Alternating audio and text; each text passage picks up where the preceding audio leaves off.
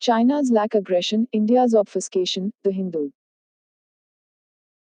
For a political party that never misses out on even a remote opportunity to indulge in aggressive military talk, the Bharatiya Janata Party and the government led by it seem to be sending out confusing signals about the ongoing India-China standoff on the line of actual control, lack.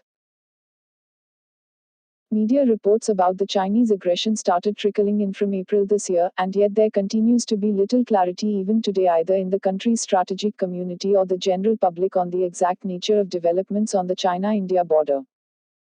Did the Chinese soldiers indeed cross the Lak and capture Indian territory? Is the People's Liberation Army (PLA) currently in possession of Indian territory?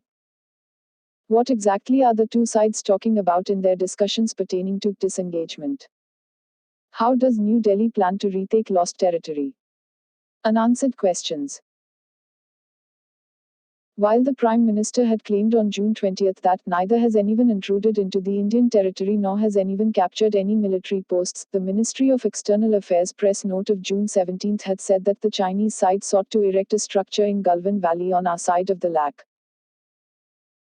Adding to this confusion, India's Foreign Secretary Harsh Shringla said as recently as in early September that it cannot be business as usual with China until the status quo is restored on the disputed border. One thing that emerges from these and other contradictory statements is that something is not adding up vis-a-vis the government's claims about the Lak.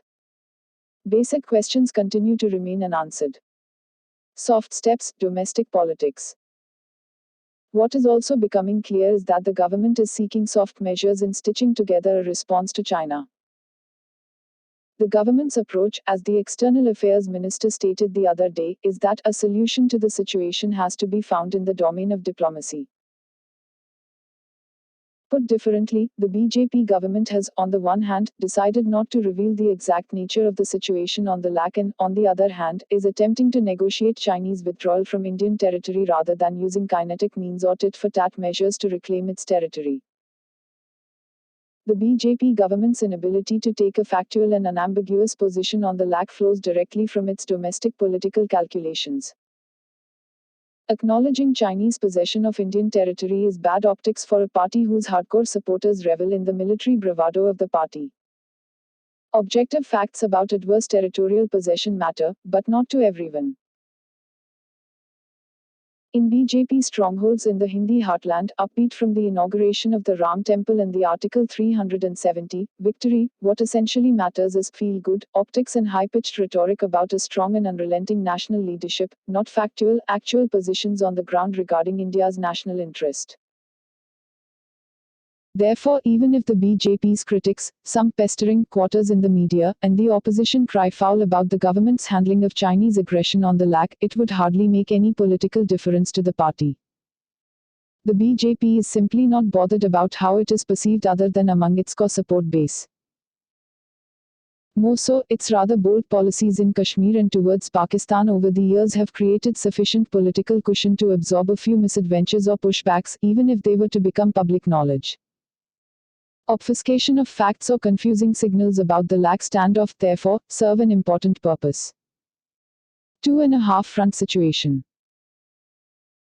Yet another reason why there is a deliberate attempt to refrain from disclosing full facts of the Chinese action on the Lak to the public is also the recognition within the establishment about the reality of a 2.5 front situation.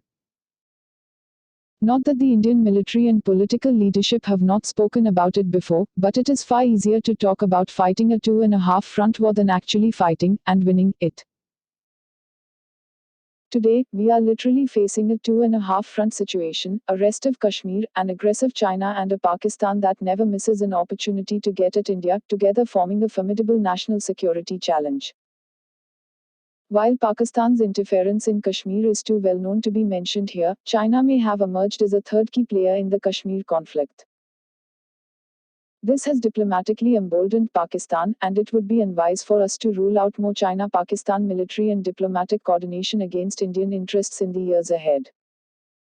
Not that the two had not collaborated before, but this might see an increase in the days ahead. New Delhi's strategists may have read this situation correctly. If so, it makes perfect sense for the political masters to underplay its gravity and seek a diplomatic solution to address the most dangerous piece in the 2.5 front situation, i.e., Chinese aggression on the LAC. In doing so, a confusing narrative is certainly helpful for domestic signaling. West support is limited.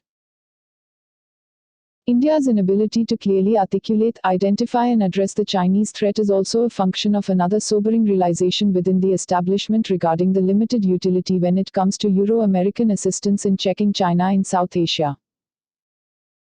In an international system that is preoccupied with the domestic political, economic and public health worries of COVID-19, there is little enthusiasm to resolutely stand by India in pushing back China. The unpredictability of U.S. President Donald Trump adds to Indian woes, and until a new president is sworn in January 2021, Washington D.C.'s ability to make up its mind and act on it vis-a-vis China-India affairs would be limited. New Delhi does recognize this lukewarm global mood, and so does Beijing. Picking a fight with China, therefore, is not the wisest strategy. Obfuscating the exact nature of the China threat is indeed a much better strategy. In democracies, sometimes partisan political interests trump national interests, and a deeply divided political landscape accentuates such partisan considerations. The BJP's diplomatic approach to deal with China's aggressive land grab also stems from a capacity deficit. While a bean counting of the Chinese and Indian military capabilities might lead us to believe that we are not militarily far inferior to China, what might offset this consideration is China's growing capabilities in domains such as cyber and space. While India's naval capabilities may be stronger in the Indian Ocean, growing Chinese naval capabilities and its increasing reach in the wider region around India are also likely to dampen India's enthusiasm about the Euro-Atlantic focus on the Indo-Pacific and the Quad, or the Quadrilateral Security Dialogue, which is an informal strategic dialogue between the US, India, Japan, and Australia, as tools to check China in the maritime space. If India is serious about checking China's maritime influence in the region, it would need to invest in more resources to improve its naval capabilities. But where will the money come from? The combined effect of a pre-existing economic slowdown and the impact of COVID-19 on the economy means that the government would struggle to meet its basic expenditure needs for the foreseeable future. Defense expenditure is bound to take a back seat, and the China threat is unlikely to make a difference. A dissonance. The BJP-led government's confusing claims, political grandstanding and obfuscation of facts have also led to a great deal of elite dissonance within the Indian strategic community on how to address and deal with the China threat. In times of major crises, nations normally stand together and speak in unison, but the LAC crisis does not seem to have brought the country's political and strategic elites together, unlike, say, during the Kargil crisis or the Mumbai terror attacks. The BJP's confusing claims, intended to obfuscate the real nature of the threat, have in many ways led to this elite dissonance.